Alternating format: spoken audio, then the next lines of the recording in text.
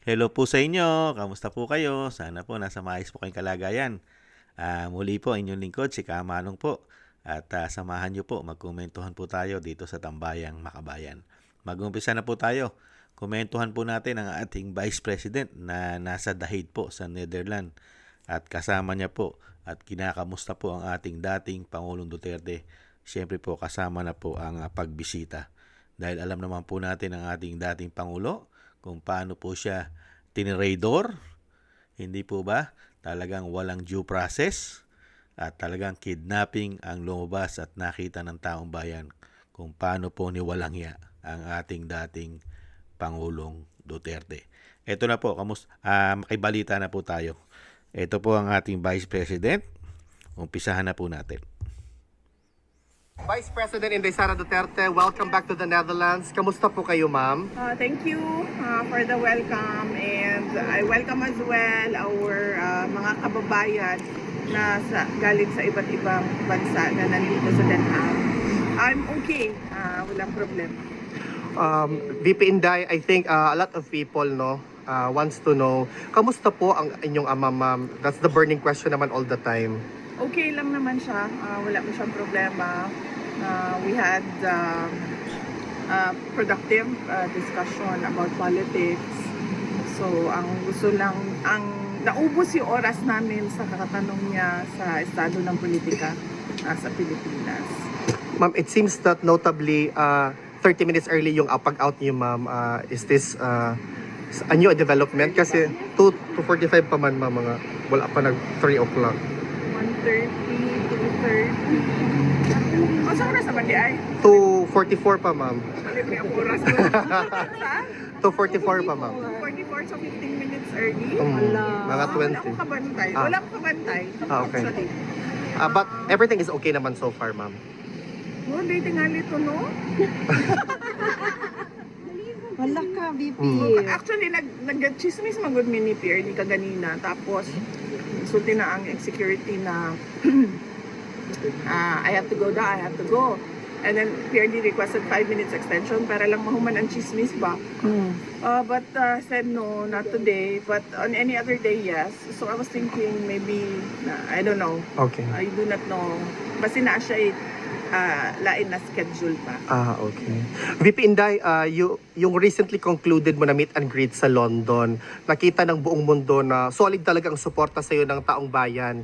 That's basically the trust and confidence of overseas Filipino workers just for London alone. How do you feel, ma'am, seeing that particular crowd? Well, heartwarming at nakakaiyak dahil karamihan sa kanila kapag na face to face na, ang una talaga nilang tanong is kamusta na si Tatay Digong.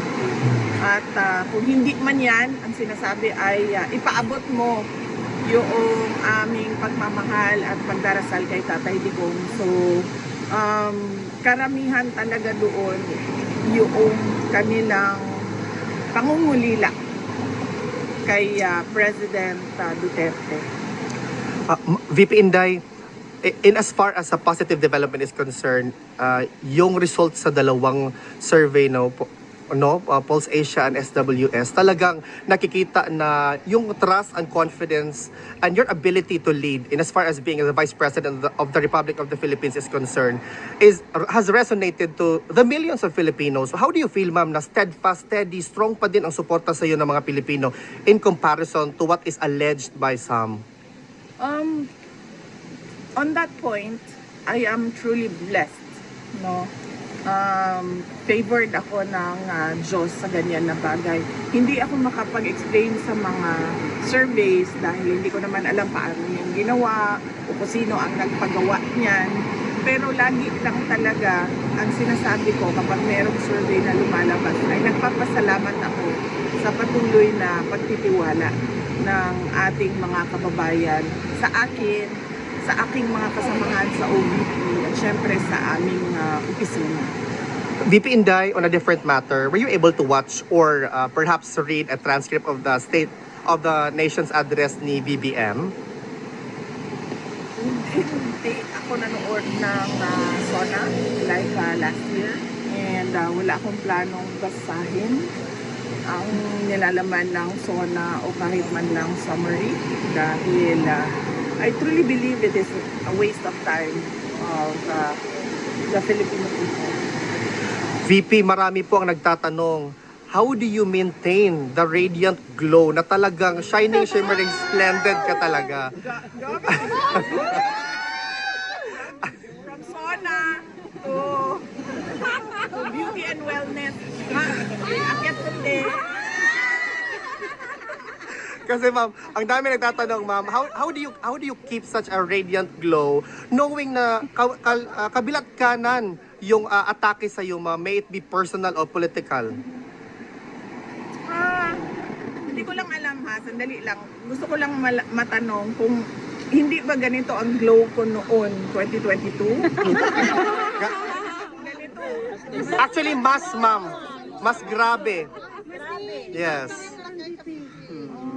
Grabe, Jude. Wala man kasing difference sa akin simula nung 2022 hanggang ngayon.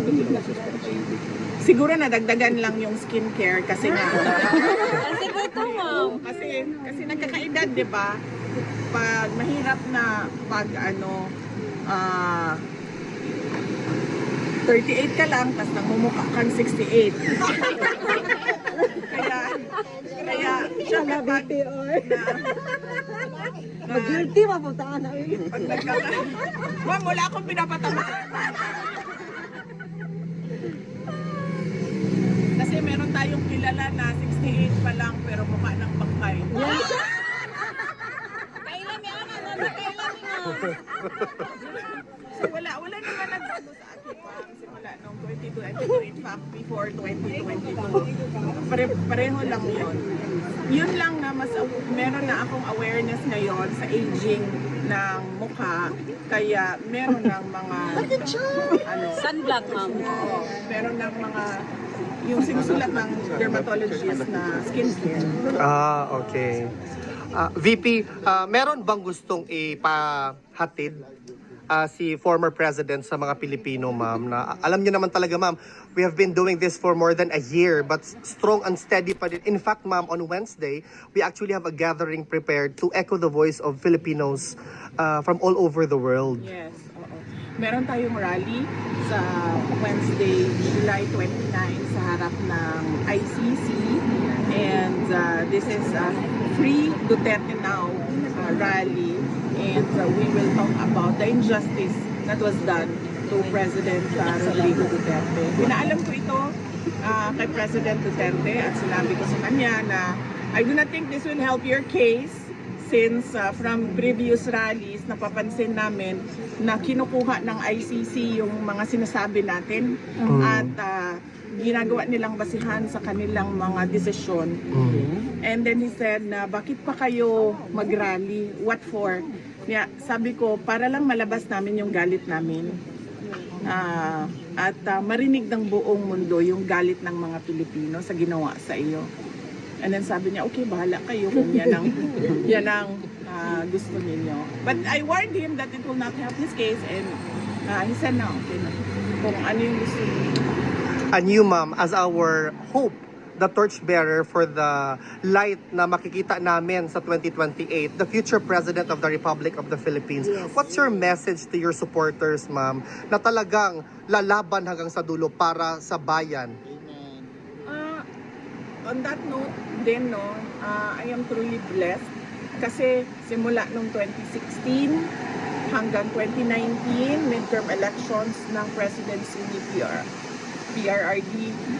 Noong 2022, 2025, pinakita din yon ng mga tao yung kanilang suporta. Hanggang ngayon, nandyan pa rin yung pagtitiwala at suporta ng ating mga kababayan.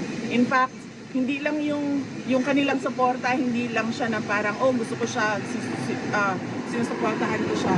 Marami sa ating mga kababayan, yung nagdarasal talaga gabi-gabi para we pray for Inday Sara, we pray for the Duterte family, we pray for President Duterte. At hindi ko alam kung saan nanggagaling yung ganyan kalakas na pagtitiwala at paniniwala ng ating mga kababayan.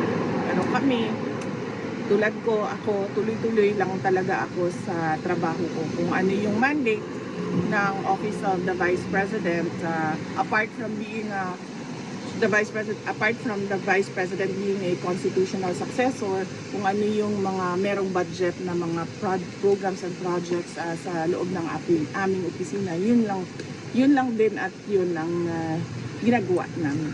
VP Inday, on behalf of the Filipino all over the world, asahan niyo po ang suporta namin sa 2028. Duterte! Dapat tayo maging mapagmatyag, dapat tayo makialam dahil sinabi ko na nga noon, 'di ba? We do not know if we still have a country by 2028. And at the rate that this dictatorship is going, we do not even know if there will be elections on 2028. Just keep praying, ma'am. Kaya, yes ma'am, yung nang una, Rizal, tapos pangalawa, kailangan talaga tayo makilahok, makialam, umuna sa ginagawa ng administrasyon. Maraming salamat. Question ka? One question.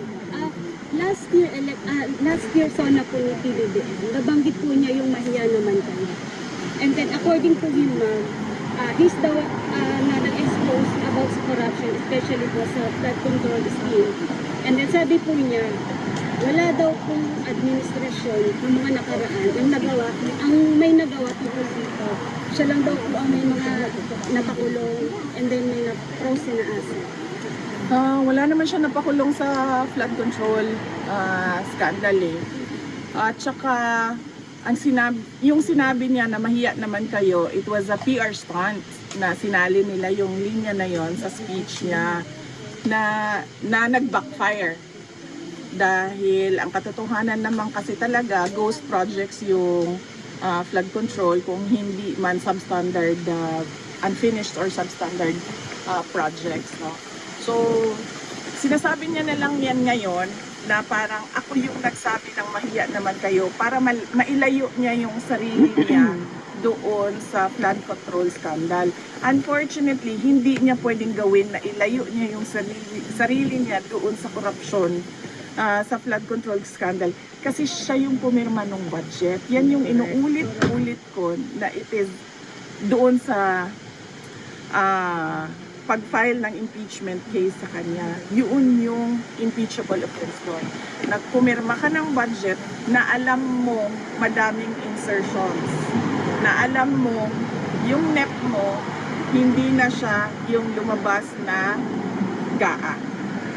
At kahit pa man na nakikita mo na merong anomalya doon, pinirmahan mo pa rin yung budget. Kaya hindi niya pwede ilayo yung sarili niya just by saying na ako yung presidente na nagsabi na mahiya naman kayo at ako yung presidente na nagpakulong dahil wala namang nakulong eh. Na walang nakulong na mga tao na tumanggap ng mga maleta na galing sa flood control scandal. And ma'am, kanina sa SONA po niya, nabanggit po niya na malapit na daw, or kakasuhan na daw po si Romualdez at may mga congressman na po na parang magsiserve na po na sila ng warrant po sa mga congressman na involved po sa flood control scandal. Di ba yan din yung sinabi niya last year, bago mag-December may makukulong na. So meron bang nakulong Wala. bago mag-Christmas? Wala. So wag niyo na i-expect na makulong yung dating speaker o mga members ng House of Representatives. Huwag niyong balik na lang tayo sa 20 pesos ang bigas. Yes. 'Di ba? O hindi, balik tayo sa akin. Sa akin na lang. Dalawa lang ang hiningi ko eh. Nung pumayag ako na tumakbo, katandem niya bilang kanyang vice president. Yung isa doon, buwan pa lang, hindi na niya sinunod. Wala pang 1 year. Isa lang yon. Related lang yon sa pakiusap ko sa kanya sa kailangan kong gawin gabi-gabi para sa aking mga anak kasi bata kayong mga anak ko. Wala siyang hindi niya tinupad. Sige, sabihin na natin, no, personal yan eh. Pwede naman hindi to pa rin yan. Eh. Okay, fine. Doon tayo sa 20 ang bigas. Tinupad ba? Hindi. Okay. May makukulong before Christmas. Tinupad ba? Hindi. Wala. So bakit pa kayo naniniwala at nanonood ng suna? Correct. Correct. Hindi na tayo. VP Inday, VP Inday, maraming salamat po, ma'am.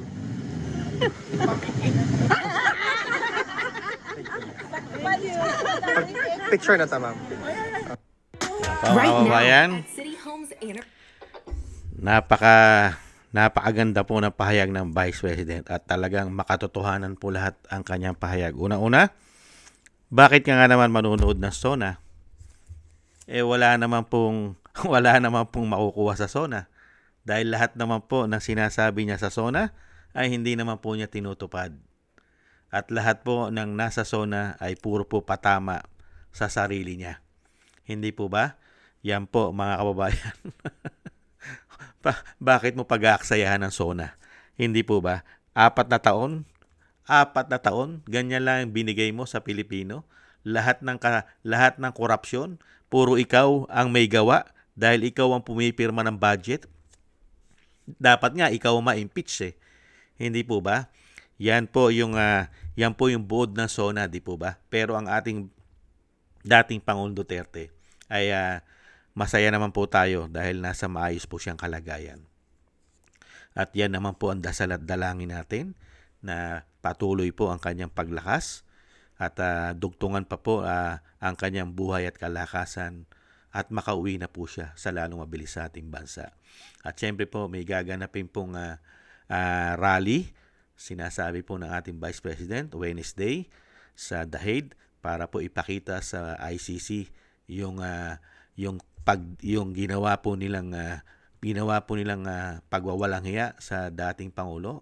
At ito po yung galit ng taong bayan at syempre po ang suporta po ng ating mga kababayan sa dating Pangulong Duterte. Kailangan po natin iparinig kahit po ang ICC, alam po natin na ito po ay kasama yata sa nagkakapera sa korupsyon sa ating bansa. Hindi po ba?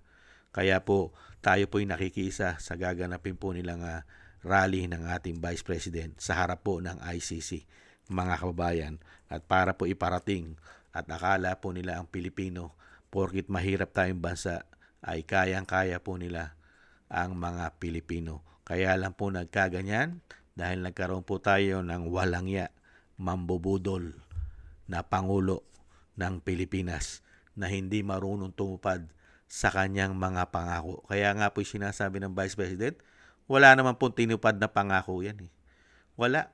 Hindi po ba? Lahat po ng kanya pong sinabi na pangako sa taong bayan, kahit nga raw po yung 20 pesos na bigas eh, mabibili mo ba yan Luzon, Visayas, Mindanao?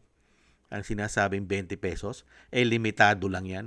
Nilalagay lang nila yan sa piling-piling lugar at kadiwa pa, mga kababayan. At syempre po, patong-patong po na anomalya at korupsyon. At yung sinasabing may makukulong na, ipapakulong na si Martin, hindi rin po naniniwala ang taong bayan dyan, lalong-lalo po ang Vice President.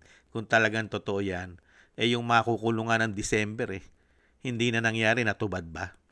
Meron po bang kaya nga sinasabi ng Vice President, wala naman nakulong nasangkot sa flood control. Yung mga sangkot po sa flood control, yung gumawa po yung nasa BICAM, nasaan po yung mga miyembro ng BICAM na involved sa korupsyon? Yung sa GAA, hindi po ba? Yung mga congressman, senador na involved dyan sa paggawa ng budget na nilagyan po nila ng isang damukal na insertion. Kaya nga po sinasabi ng Vice President, katarantaduhan at kawalanghiyaan na lang yan. Yan sinasabi po sa SONA. Wala na po nakakakwenta-kwenta yan. Di po ba? Siya ang pumipirma ng budget. Pinapayagan niya. Alam niya na dinagdagan na isang damukal na insertion. Di po ba? Doon sa net, sa GAA. Tapos biglang pipirmahan niya na wala na po ron sa budget niya. At siya po ang nagpumipirma na para po ma-release ang pera ng taong bayan, siya pumipirma. Tapos, iiwas niya ang sarili niya. Sasabihin niya na mahiya naman kayo. Hindi po ba? Di ba unang-una, ang kapal ng pagmumukha niya na dapat ay siya ay mahiya. Hindi po tanga bobo ang ating Vice President. Isa po siyang abogado. Abogado po ang ating Vice President. At alam niya po ang nangyayari, lalo-lalo po sa kaperahan na ginagawa po nila. At ginagawa lang po tanga bobo rin ang mga Pilipino. Pinaniniwala na siya ay matino. At ang korap, yung itinuturo lang po ng ombudsman. Ang gusto pong mangyari, yun po ang paniwalaan ng taong bayan. Yung sinasabi ng ombudsman, ito yung mga dapat managot sa korupsyon. Pero yung mismong impeachable, kaya nga sinasabi ng Vice President, siya dapat at siya ang impeachable sa lahat ng nangyayaring korupsyon. Dahil kung hindi dahil sa kanya, hindi lalaganap ang korupsyon at saka mga ghost project, lalong-lalo sa flood control, mga maihinang standard, low standard na proyekto, ghost pa ang karamihan. Dahil po sa kanya yan, dahil siya ang pumipirma at nakikita niya ang pagkakaiba ng budget pag ito ay ginawa na ng hocus-pocus ng mga congressman at senador. Hindi po ba lalong-lalo po dyan sa House of Representatives. Kaya po mga kababayan, at ang isa pang pinakamasakit na sinasabi ng Vice President, real talk, yung eleksyon. Dahil nga po, mga kababayan, nasa gobyerno tayo ng pagiging diktador. Kaya po, manalangin po tayo, ayon po sa Vice President, at magsalita po tayo, kundinahin po natin ang nakikita nating mali sa gobyerno, lalong-lalo po, pag hindi ka kumibo, gagawin nila lahat ang gusto nila. At ang isa pa, dahil kung hindi nga naman nila mai-impeach ang Vice President, ang nakikita ng Vice President ay patungo ron sa pagiging diktador. Baka gawin na naman nila katulad nung ginawa nung kanyang ama, mga kababayan, magdeklara ng martial law para walang halalan sa 2028. Kaya po, sinasabi ng ating Vice President, kailangan po nating siyempre po magdasal at manalangin at huwag po tayong pumayag na tayo po hindi kikibo sa ginagawa nila dahil nakikita naman po natin kung paano po sila magpatakbo, lalong-lalo po kung gumamit ng batas. Hindi po ba? Kaya po patuloy po tayo at huwag po tayong magpasawalang kibo at dire-diretso lang po ang gawin natin o tayong lahat ay kumundi na at huwag po tayong magpaluko dahil tayo po niluluko na dahil isa pang masakit, wala na po tayong maasahan sa ating mga men in uniform generals. Hindi po ba?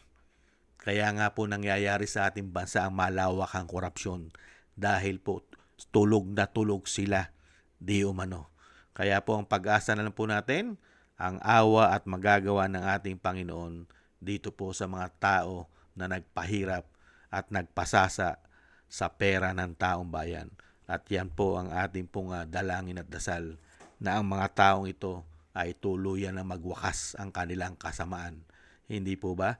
At syempre po, mga kababayan, isama po natin sa ating mga dasal at panalangin na lagi pong maingatan ang ating Vice President, BP Sara, lalong-lalo po sa kanya pong mga biyahe at syempre po sa mga pang-araw-araw po na kanyang ginagawa ay maingatan po siya at ang kanyang buong pamilya. Maraming salamat po mga kababayan. Thank you po sa inyo sa mga nagusto po ng ating Tambayang Makabayan sa YouTube at TikTok at sa inyo rin po mga nagko-comment, like, share, and subscribe. Maraming salamat po sa inyo. Shoutout po sa inyo lahat. Mabuhay po kayo. At thank you rin po at shoutout din po sa mga nagbibigay po ng tulong at biyaya. Mabuhay po kayo. Thank you po at God bless po sa inyong lahat. Maraming salamat po sa inyo. Muli po, tiis-tiis lang po tayo. Ingat po kayo. Bye-bye.